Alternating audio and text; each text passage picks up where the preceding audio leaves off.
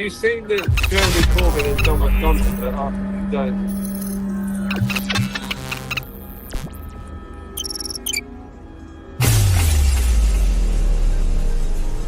Just with Chris Williamson with the that's all how else can you really see it? Frankly, it's hard to understand because at previous marches, the Met have actually, in my personal opinion, been quite good, and they avoided serious trouble. Until last Saturday, there had never been more than a handful of arrests. I simply don't know what prompted this change of heart, tactics on the part of the Met. We can only guess that they've come under political influence.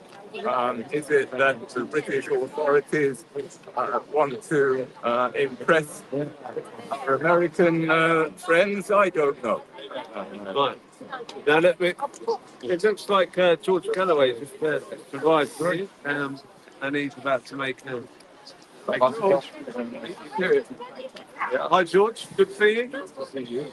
A lot of people didn't expect film this cameras. There we are. Nice to see you. Well, but where is it? Yeah, there's the bottle. That.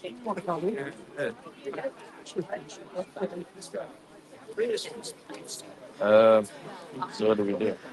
So we'll be. Can I just ask you just to go for a Just straight an extra minute. Okay. And, How are you? Yeah, I'm good, thank you. Sorry about the cold hat. we'll You get too. some more interviews after this. Cold out here. There's some good posters up as well. One about, if you look around, there's one about Biden's good riddance. I don't know if we can get that. You want to come around here? Yes, he is. He's over there.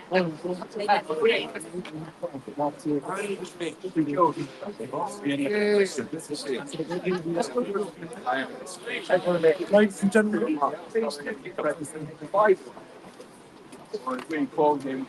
Chris Williamson here as well. So. Ladies and gentlemen, if I can get your attention, please, we're going to be starting our proceedings. it's all right. Our deputy leader, Chris Williamson, will be the first speaker. And if you'd like to get your cameras ready, Chrissy, if you'd like to jump up to the top for me. Health and safety issues. I need you to. No, not in 2 minutes, 30 seconds. Into the green light when you're ready. Ready? Excuse me, mate. Ready?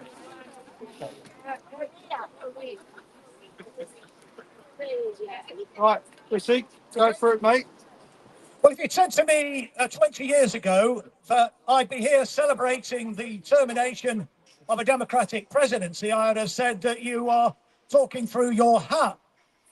We're talking about the Democratic Party, the party that gave us John F. Kennedy, that gave us Franklin D. Roosevelt.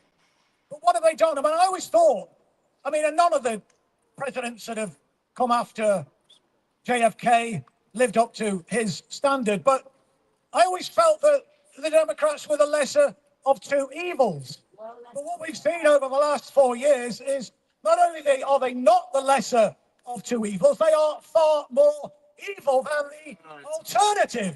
We've seen the most disgraceful and appalling and abhorrent Gaza genocide, where well over 100,000, possibly 200,000 when we see the real figures, people that have lost their lives. We know, don't we, as well, that children are having to have their limbs amputated without anaesthetic. And some of the doctors, some of the surgeons who are having to undertake those gruesome operations were having to carry out those operations on their own children. How disgraceful, how appalling is that? And of course, it's only been made possible thanks to Genocide Joe and Bomber Harris. Were it not for the US administration, then the Gaza genocide would not have started in the first place, let alone carry on for the best part of 15 months. And then, of course, there is the slaughter that we've seen in Ukraine. Hundreds of thousands of Ukrainians and Russians would be walking the streets today, would they not, were it not for NATO's support, were it not for the US's support for NATO's proxy war in Ukraine. And we also know, don't we? We talk about amputations, but tens of thousands, 50,000, maybe more, according to some of the estimates that I've seen, of Ukrainians are now having to live out the rest of their lives with some of their limbs having been removed as a result of this horrific war. A war that should never have started. Let's remember, there was a proposition from the Russian Federation in November or December, I think it was, of 2021, calling for peace and security in Europe. And what were they asking for? A very reasonable proposition, in my opinion. What they were saying was that there should be no further expansion of NATO, and there should be a commitment that Ukraine will never become a member of NATO and will never station nuclear weapons on Ukrainian soil. What is wrong with that? What is wrong with Ukraine being a neutral country, like Austria say? What is wrong with that? That would be far, far preferable, would it not? Yes. But of course, we know, don't we, that the military-industrial complex are the main benefactors from war and chaos. And it was a Republican president in his valedictory speech, Eisenhower, in 1961, I believe it was, when he said that we needed to be mindful, to be careful about the power of the military-industrial complex. It was indeed Eisenhower, I believe, who coined that term. And they've been out of control ever since, in reality. And of course, as Julian Assange has said, these wars aren't necessarily about winning the war, it's about creating a forever war. A war whereby public money can be washed through the killing fields of Afghanistan, the killing fields of Ukraine, the killing fields in Gaza and other conflicts around the world, and then back into the coffers of the military-industrial complex. These people are completely amoral, and they're being facilitated by the political class, facilitated by Genocide Joe and Bomber Harris. It was Smedley Butler, you know, wrote a book back in 1935 talking about war is a racket. And he's absolutely right. He said he never did any good in his entire career as a senior military person in the US military. He said he's basically a hired hand for Wall Street. And things haven't improved since then. They've got considerably worse. And Julian Assange said, didn't he, that all wars are started by lies.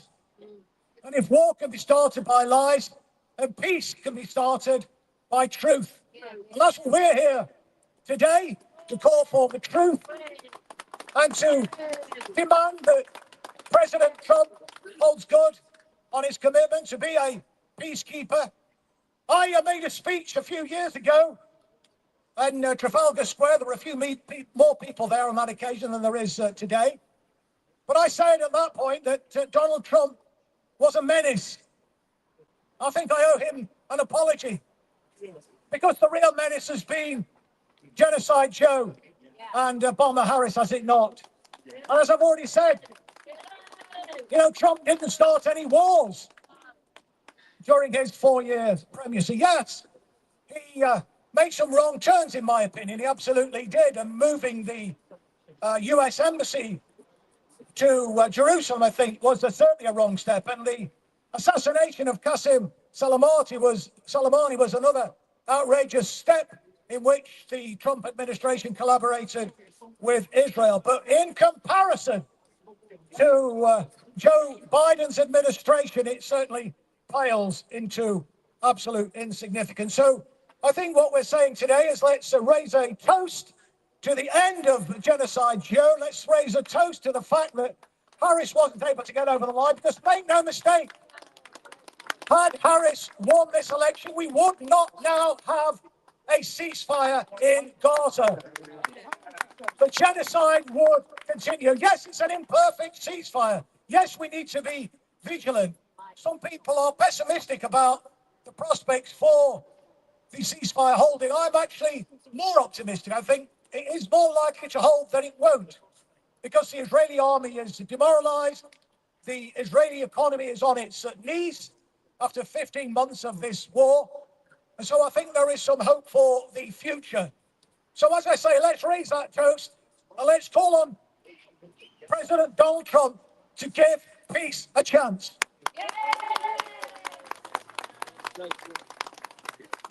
Thank you very much, Chris. Much appreciated. I'd like to introduce you to our other deputy leader, Mr. Peter Ford, His Excellency, the former ambassador of Britain to Syria.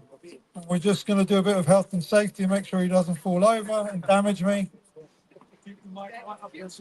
Thank you, Horst, and thank you everyone who's managed to negotiate through London today. Many bits of public transport working properly. Anyway, we are here today mainly to say good riddance to Joe Biden. Good riddance to Genocide Joe. Because the genocide which has been Gaza is what will mark his presidency. Historians of the future will say that this was the stain on Biden's reputation, the thing that he will go down in history for, endorsing, supporting, funding, arming, propagandizing for, doing diplomacy for, stretching out, totally supporting what the Israelis have been doing for over 400 days in Gaza. No problem. He's been supporting Israel carrying out its atrocious acts for which it hopefully will be brought to international justice. And Joe Biden has been an accomplice. If there was any real international justice, Joe Biden would be arraigned for being an accomplice to genocide. But I come here also not to bury Caesar, but to praise him. Believe it or not, I would praise Biden for two things. Now, I'm not going rogue here. Keep the men in white coats back. Bear with me for a moment. Bear with me for a moment. I'm not going senile like Biden. Biden will also be remembered for two quite good things. One happened only 2 days ago. He lifted Cuba off the list of America's long list of official state sponsors of terrorism. Well, it's only come a few decades late and was always absolutely ridiculous. The whole idea that Cuba could be a state sponsor of terrorism, but never mind, better late than never. The great pity, however, is that while he was at it, Genocide Joe did not recommend that Israel be put on the list of state sponsors of terrorism, where they fully belong. They have been carrying out terrorism over decades. More recently, they have stepped up their terrorism. And what other word applies to what they have been doing in Gaza? A deliberate policy of terrorizing an entire population and decimating literally that population. Israel is a state sponsor of terrorism. And the second good thing, bear with me still, the second good thing that Joe Biden did was to withdraw US troops from Afghanistan, something for which he's given no credit by all the pundits and the experts in America and even here in London. In fact, he didn't actually negotiate his way out of Afghanistan. It was forced on him. The Pentagon didn't want to keep bringing soldiers back on a totally pointless mission, another endless war in Afghanistan. But Joe deserves a tiny bit of credit for going ahead with that. The irony, however, the irony is that Al-Qaeda just transferred its attention from Afghanistan to Syria. And the Americans, having fought for over 20 years in Afghanistan, allegedly to keep Al-Qaeda at bay, just transferred the action to Syria, first of all, by helping to establish Al-Qaeda under its different guises, brands, setting up in Idlib province, and now, more recently, obviously, extending their power to the whole of Syria. And they are still Al-Qaeda, and yet they come into power on an American magic carpet. But never mind, they will soon change their names again, because the latest news is that HTS, Hayat Tahrir al-Sham, their current incarnation, is going to be dissolved. Simple as that. And they will henceforth be known as something like the interim government of Syria. But they will be Al-Qaeda, and the Americans will have put them in power in the key state in the Middle East. And the sole reason is that that will please Israel. So we go full circle with Biden. Even the good things that he's done come back in the end to supporting Israel. And that is what he will be remembered for. Thank you very much.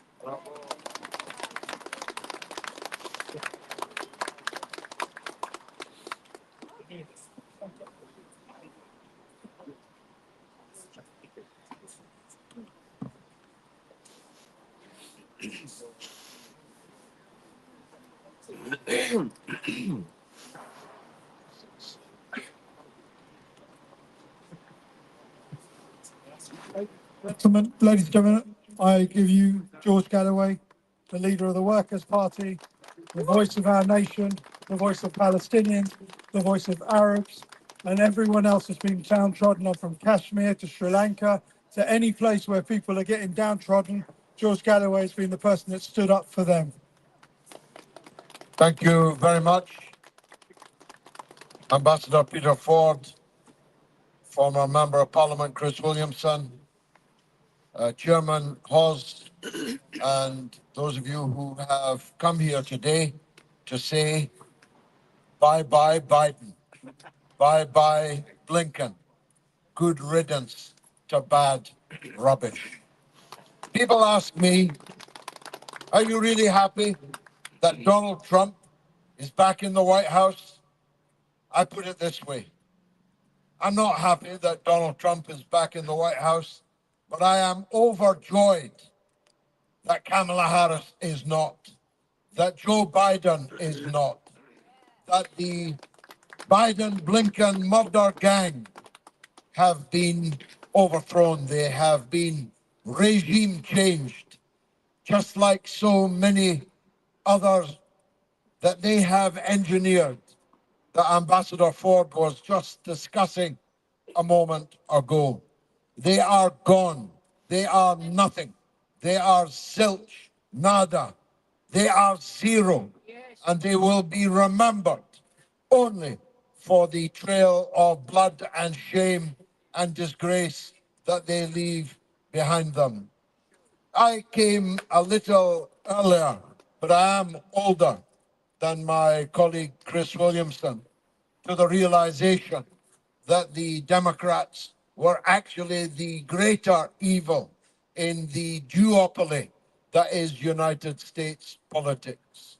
I believe that America died in November of 1963 in the Nightmare on Elm Street in Dallas, Texas, and that every president ever since has been nothing more than a criminal.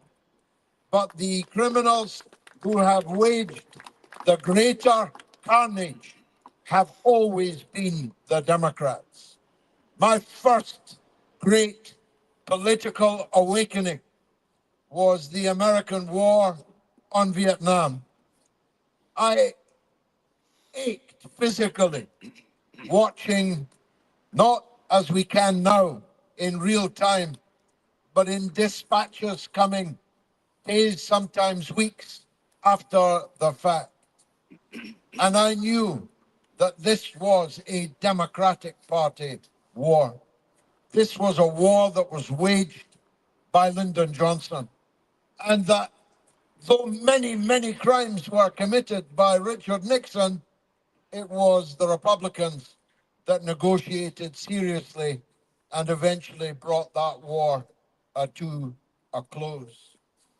It was a realization that was later in parallel arrived at in relation to British politics.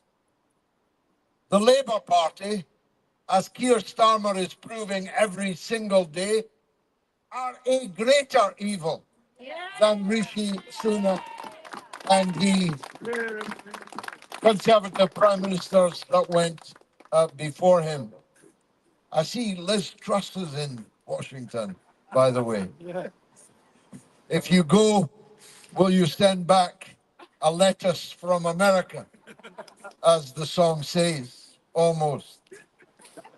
The fact that Keir Starmer is not invited to the inauguration of Donald Trump, but Liz Truss is a measure of the staggering incompetence of the British Prime Minister, who managed to insult.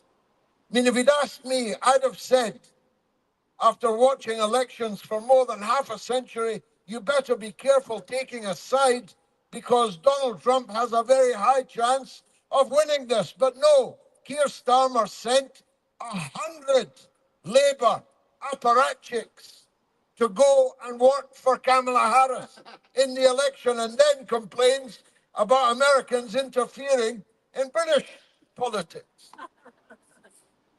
But his greatest insult is to appoint as Britain's ambassador to Washington the close friend and associate of the suicided child sex trafficker Jeffrey Epstein.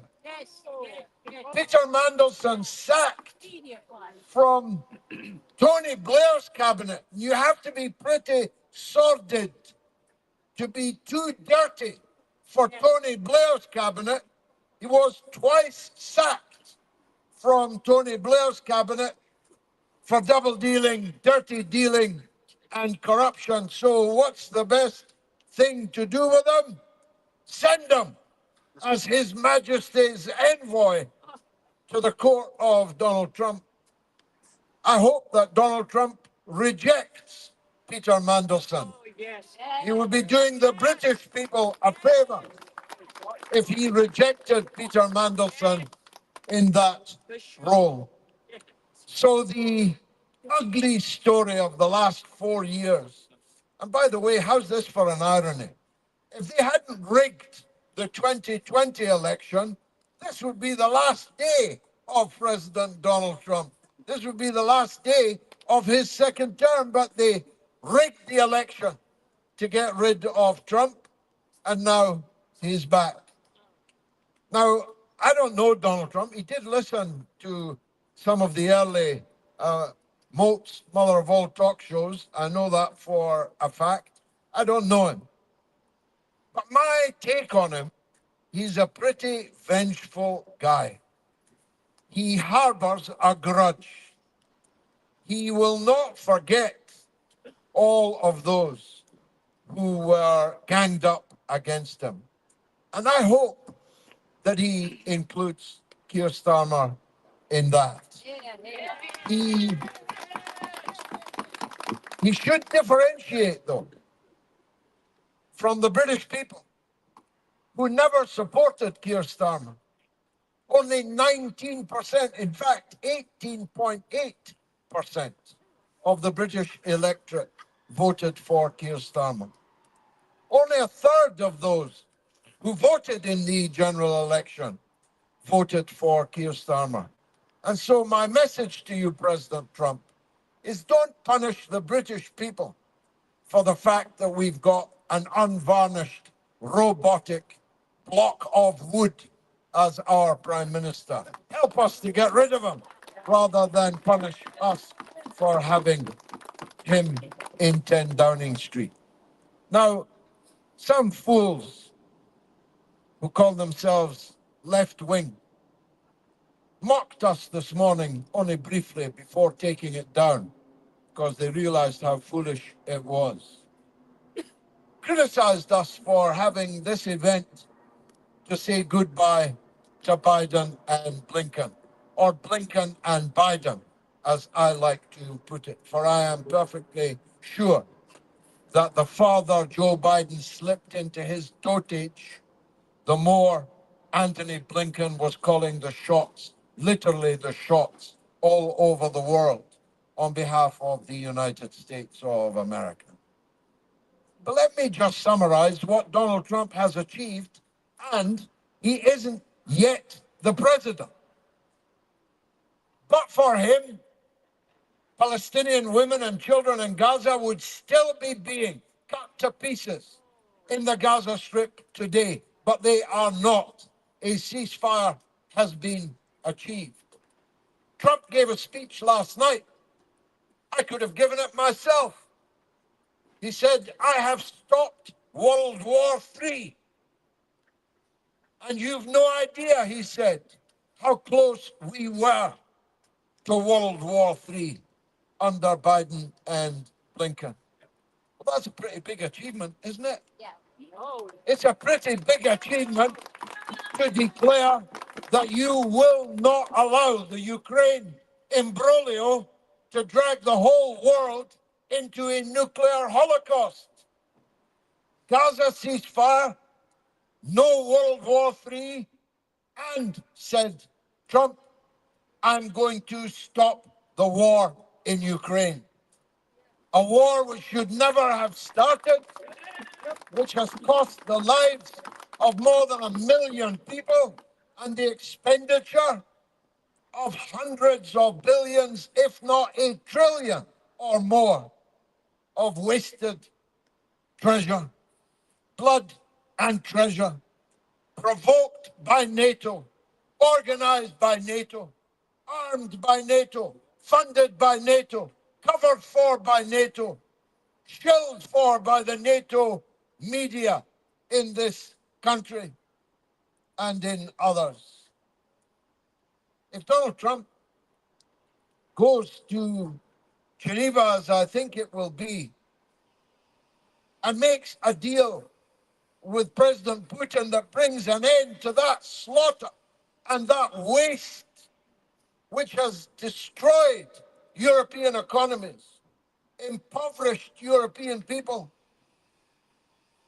laid cold in their grave Britain's old age pensioners who cannot afford to heat their homes.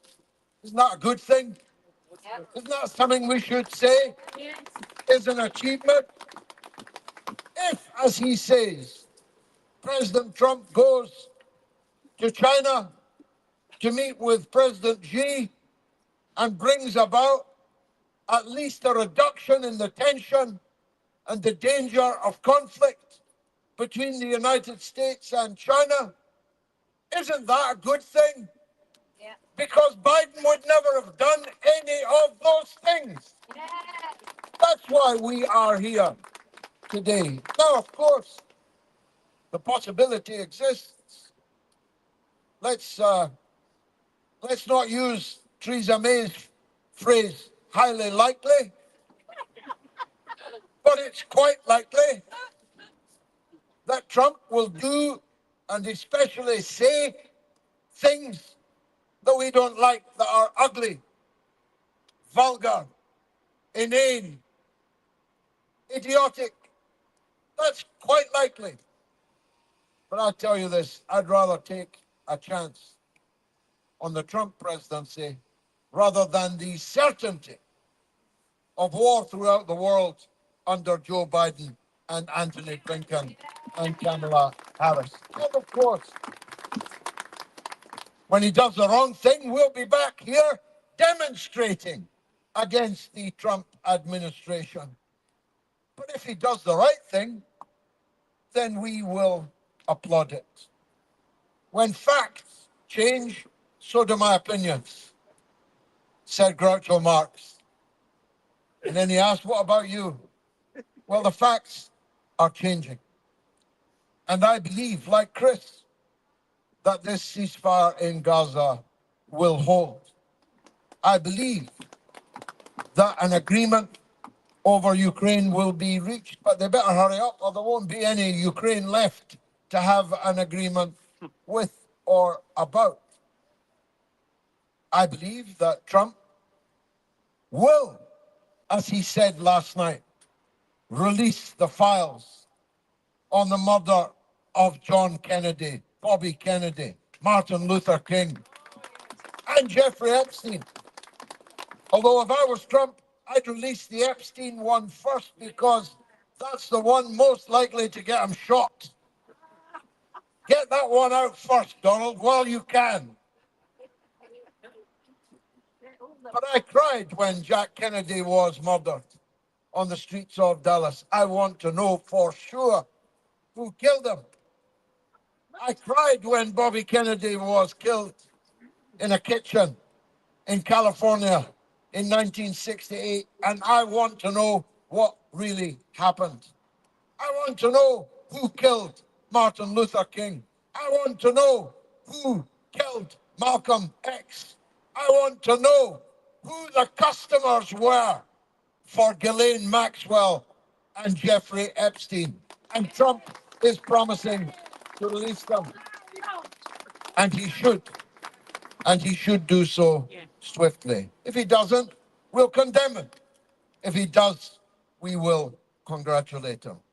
That's the kind of common sense socialist party that the Workers' Party of Britain are.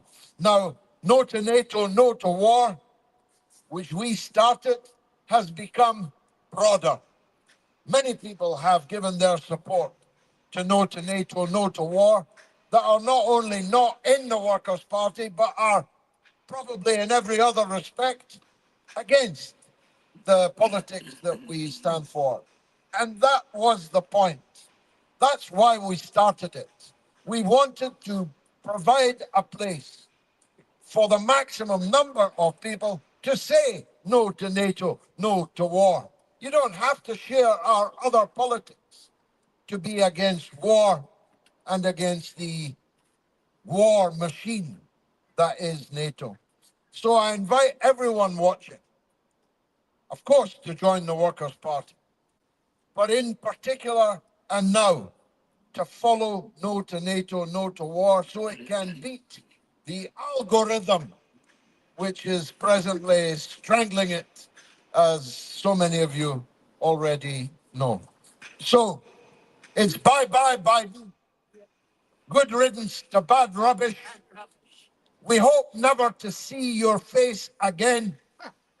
God knows the state you'll be in if we ever do have to listen to you again. Kamala Harris, about which I've said little and care less. The Democrats are done. Just like Labour are done. There will never be another Labour government in Britain. That's how bad the first 6 months of Keir Starmer's government have been. The Democrats are done. Labour are done. Something new is required, and something new is moving into view. And that, I hope, will be us. Thank you very much indeed for coming to this event today.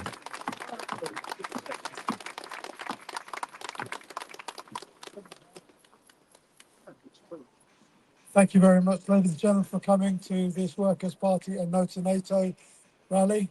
It's much appreciated. That's the end of the proceedings. Thank you.